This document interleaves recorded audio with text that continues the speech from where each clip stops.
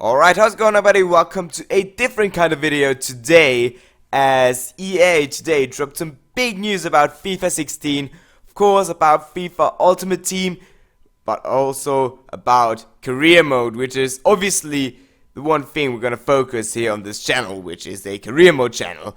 But yeah, let's get into the first bit of news. I have this article right here from Futhead, who pretty much discuss all the changes they made to career mode. I'll leave a link down below if you want to read it yourself in more detail in case you haven't seen it yet.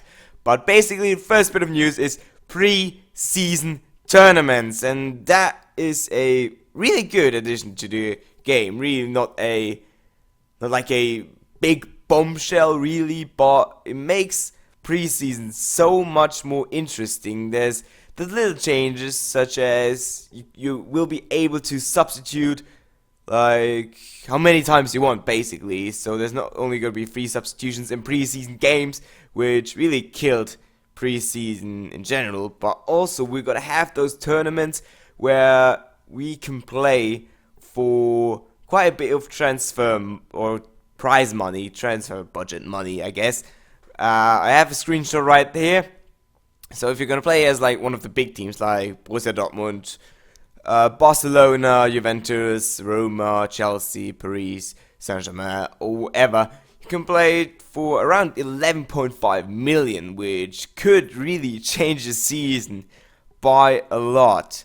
And I'm actually curious to see what happens if you have a lower league team, how much transfer money or for how much money you will play for in those tournaments.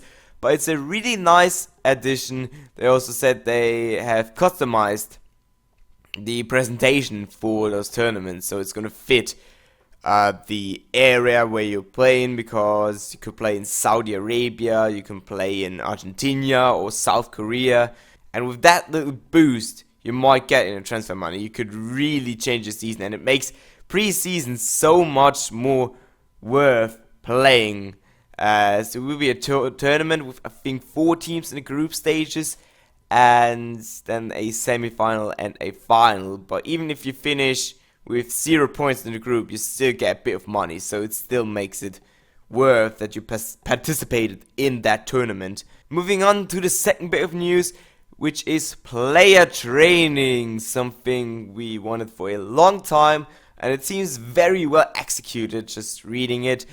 Apparently if you train younger players, like in this article they trained Ruben Loftus-Cheek and Diego Costa over a I think 15-month period, and Ruben Loftus-Cheek improved a lot more than Diego Costa, who's obviously kind of getting in his prime now, so he's not going to improve by that much.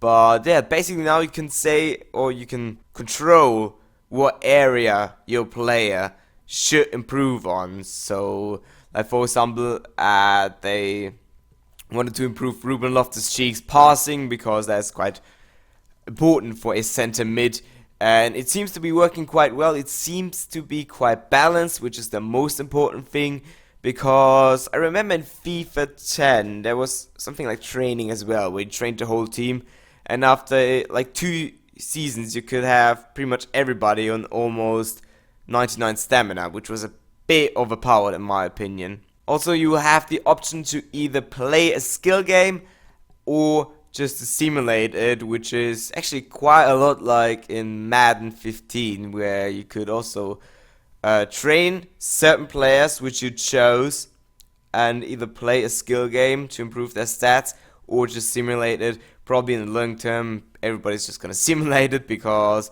playing skill games would be all the time would be quite annoying, to be honest. But yeah, looks like a very good addition. You can also pretty much set a certain pattern of training, if that makes sense, or a training schedule, and repeat that over and over if you don't want to change anything. And it could really be a fast, efficient way to improve your players, which is obviously something we all wanted to see.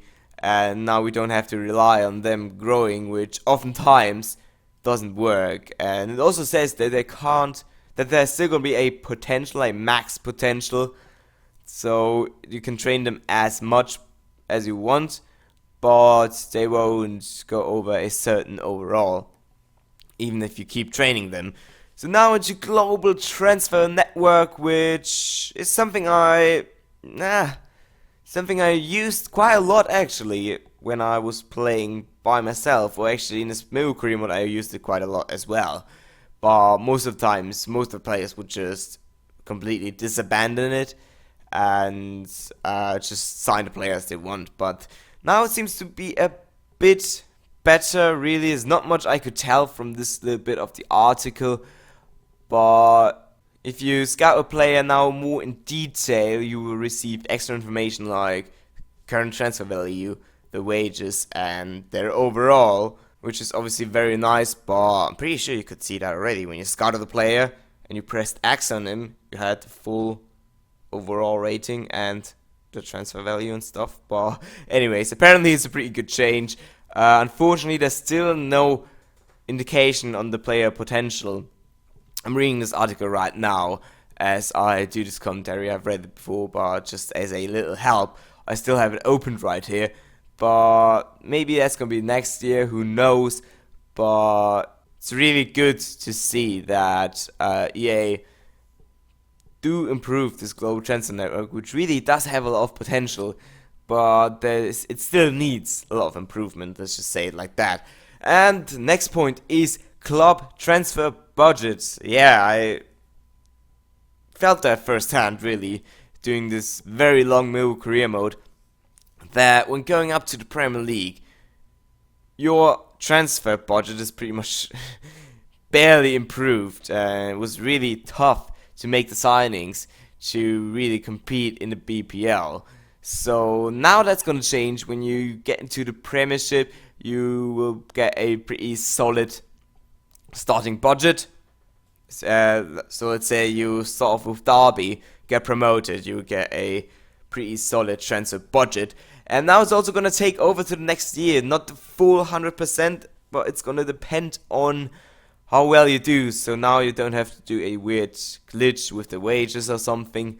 I don't know if you know about that glitch. If you're at the end of the season and have like 15 million or something on your bank account, I guess, you just move it all over to the wages, give it to a player who you're going to sell or actually going to swap in the next season. But now it seems like you can actually keep some of that money, which is realistic. The board in real life always or would, of course, keep some of that money to improve some of the infrastructure of the club. But now you're going to get to keep some of that money. So instead of having like the £10 million wiped, you're going to have like, I don't know, really depends on how well you're doing. You're probably going to have like 6, 7, maybe 8 million more on your transfer budget next year, which is very good. So the next talking point is story of the season. And apparently the story, or actually the career mode in FIFA 16 is going to focus a lot more on the story, not just who's your next opponent or what transfers have you made, which one of your players have retired. They're also going to talk about like big moves in world football, even outside your league at times, and whether you find yourself in the title race or relegation scrap. Apparently you're going to have a lot more, I guess, news articles and maybe even commentaries in the game from Martin Tyler and Alan Smith, talking about your club, talking about your opponent, but also talking about football in general, which is just a little thing they added, but it's really nice, really something that was needed in a way. But career mode is all about detail, really, and something like that improves it by quite a big margin, even if you don't necessarily feel it like firsthand, but it really does improve career mode. So the last point of the article is best of the rest, and there's just a few things that improve career mode that really, at least for them, weren't worth writing a passage about it, I guess.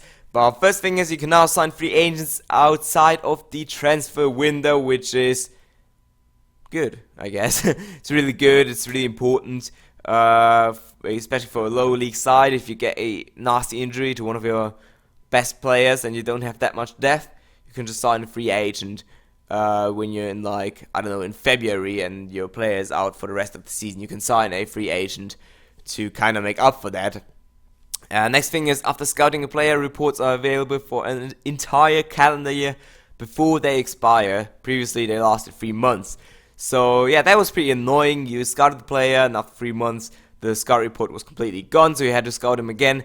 I'm wondering though, if when the player progresses in his overall and his ratings, is that going to be included in the scout report, or after 1 year the scout report would then be kind of outdated anyways? But we'll see about that. Short loans have increased from 3 to 6 months, and there is now an option to issue 2-year loans, which is very nice, especially for lower league clubs. 2-year loans are a very common thing nowadays. That's just another little detail that's going to improve the game overall. Next thing is, while the transfer window is open, the number of high-profile moves by big players has been tuned to better match the number that typically happen in the real world. So you're not going to see like 10 signings for over 30 million, which sometimes happen, which was a bit annoying really, and hopefully you're not going to see ridiculous things like, I don't know, like a Guerrero moving in the first season or something like that. So hopefully a lot more realistic transfers by the CPU. Hopefully a couple loans by them. They barely ever loan out the players, which stops the progression for a lot of their young talent, which was pretty annoying. Also, EA have addressed values of players to better match the real world transfer market, which is something they should have done really. And I don't know, I didn't have much of a problem really with the valuations of players at times. You had to pay loads of money in FIFA 15 for young players, which in FIFA 14 wasn't really the case, I think. But yeah, that stuff like that probably means that if a player like Pogba comes up, that he's gonna be worth not only like 50 million or whatever, that he's gonna be worth like, I don't know, 90 or 100 million. Moving on, Global Transfer Network, we added a detailed tab to the GTN screen where the user can filter all the players that are fully scouted, which is pretty good, I guess. I'm probably still gonna look at a short list when I have my players fully scouted, but we'll see how that works. Auto transfer budgets, so now if you go to buy a player and you would have to adjust your budget, it's gonna do it automatically, which saves you like 10 seconds, which is nice, I guess. Season target, there were several complaints of people being fired even if they performed well. We did some tuning to ensure this doesn't happen, so I don't know, this never actually happened to me because I'm such a great manager, of course. But yeah, I've heard about it, that even though if you were doing well, you would still get fired. So apparently that's not gonna happen. Last thing, team management adding extra info for the formations. Right now we can have 3 different types of 4-5-1 formation without any distinction between them. We will add some extra info such as wide, false 9, etc. to help differentiate them, which is pretty good to because sometimes you would just go through 4-5-1 or 4-3-3 like 10 times, and you would never really know which one it is. You would have to take a closer look at it. It's another thing that saves like a couple of seconds of your life, which I guess is nice.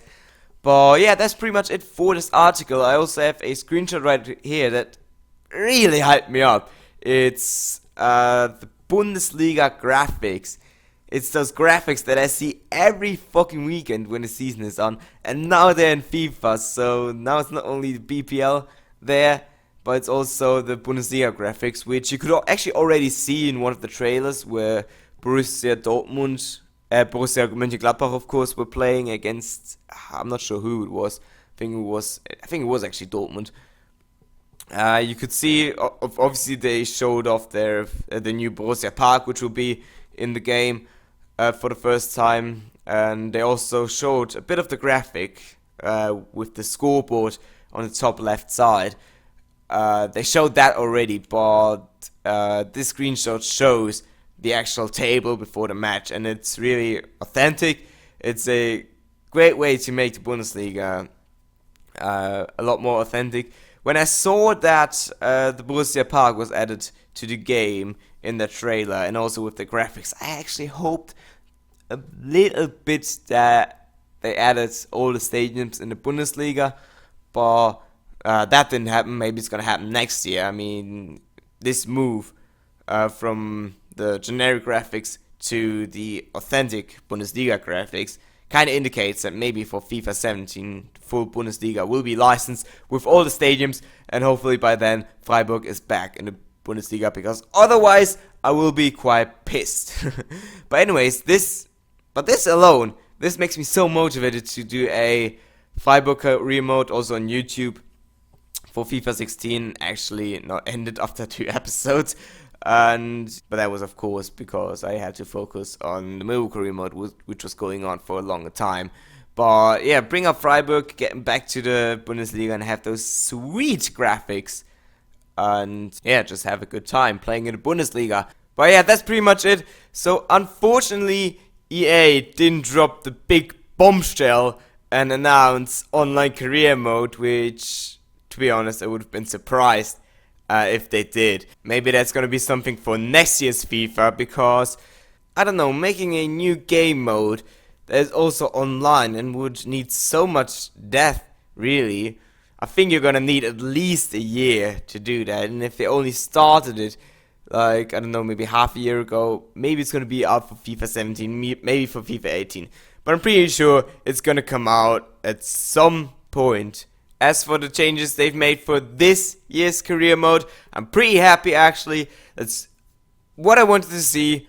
More detail in the game career mode. Like I said, it's all about the detail, and I think if those changes are well executed, I'm definitely satisfied, and it's going to be a great year of career mode if those new features are well executed, which I hope they are. And yeah, EA, truly a move in the right direction, listening to the community, and yeah, big shout out to Chani and Chesnoid, who I think they started this whole change career mode movement thing, and a lot of those things from the list I can see right here in this article. So yeah, tell me what you think in the comments about those new changes. Do you like them? Is it not enough for you? Or are those not the right changes? I don't know. In my opinion, it's pretty good, but I want to hear what you guys think. Hope you guys enjoyed this video, and I'll see you all next time. Goodbye.